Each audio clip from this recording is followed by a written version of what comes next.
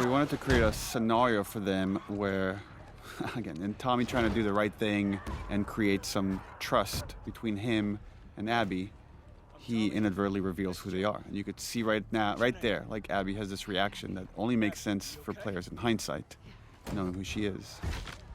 But now her goals become different, not only to escape the Horde, but to get these two back to her people. This is where we see Joel doing something that, for us who have spent so much time with him before, is preternatural to him. It's to trust someone is really, really hard, but he's choosing to do it. And the problem with choosing to trust people is you always, every time, open yourself to getting hurt. That's just such a Laura look. Yeah. Oh, I love it. It's like, boy, this is a bit of a pickle. We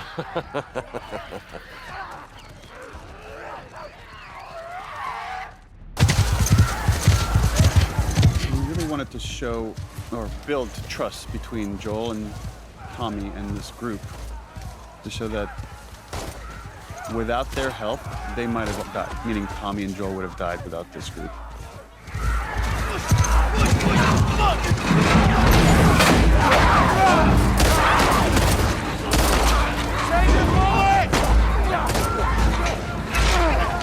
Another one where I think I'm like screaming out to all like the actors, okay, now they're burning, now like there's a lot of fire.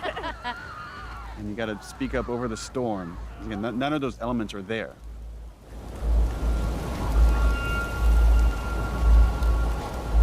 Let's get inside! And right now, only Abby knows what's about to go down. Everybody else thinks like, oh, we just found friendly people that helped us along.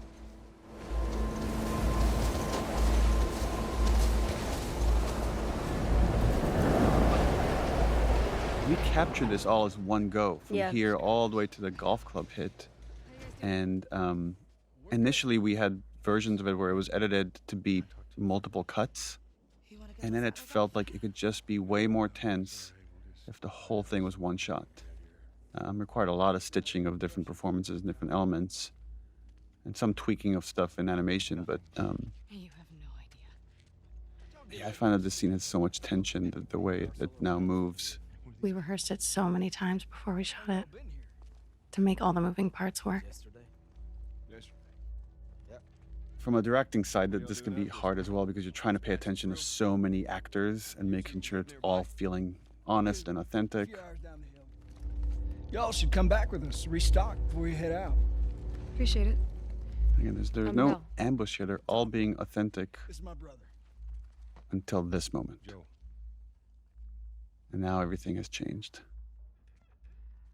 We knew this was going to be the most controversial scene in the whole game, and the intention is that it is brutal and it is hard to watch, which obviously as a player is really difficult to go through, but it puts you in alignment with Ellie. You're watching this devastation to this man that you've come to love as a character, and now you're watching him be brutally murdered.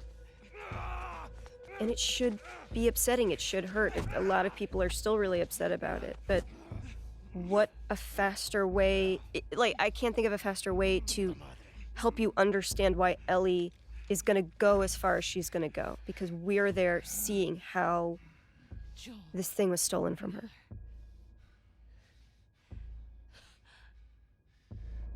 Yeah, this interplay of like, you want him to suffer, and he's not giving you the satisfaction of like, I don't care who you are, do your worst. Mm-hmm. And you try. Yeah. You try to do your worst. Joel's not a man who begs.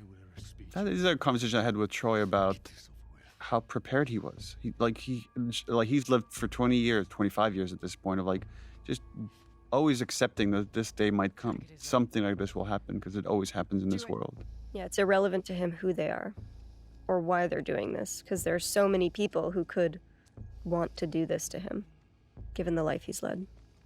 I just remember shooting it and being like, this moment you've worked towards for so long, and wanting it to feel right and wanting it to feel good. And it happens and you just feel fucking empty. Mm. Mm-hmm.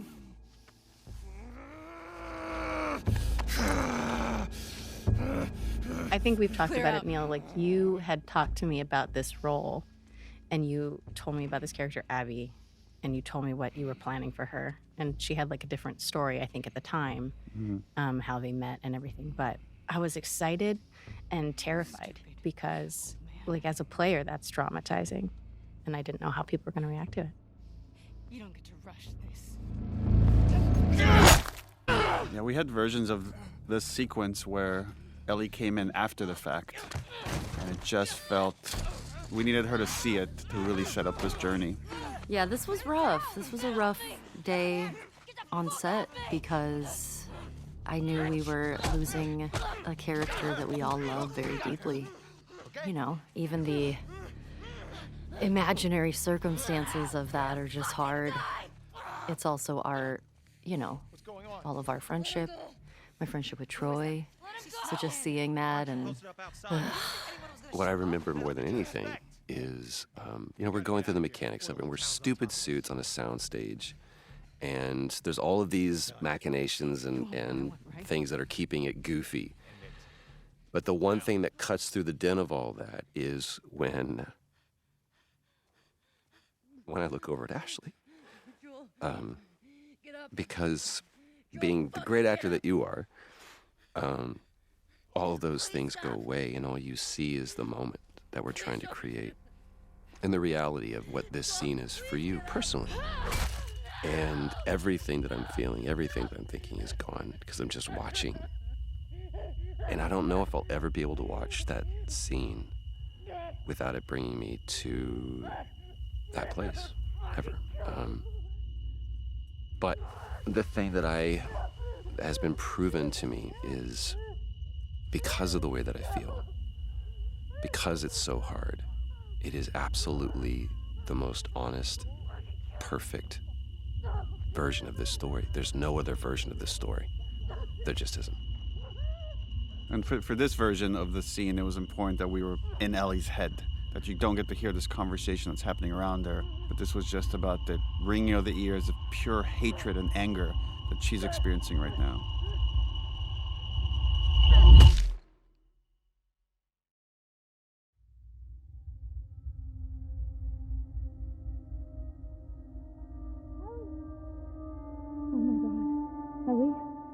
And just this final look right here where she sees him and I can't fix this. Well, she's gonna try to find a way to fix it. Yeah, she's gonna try to find a way to fix it in the best way she knows how.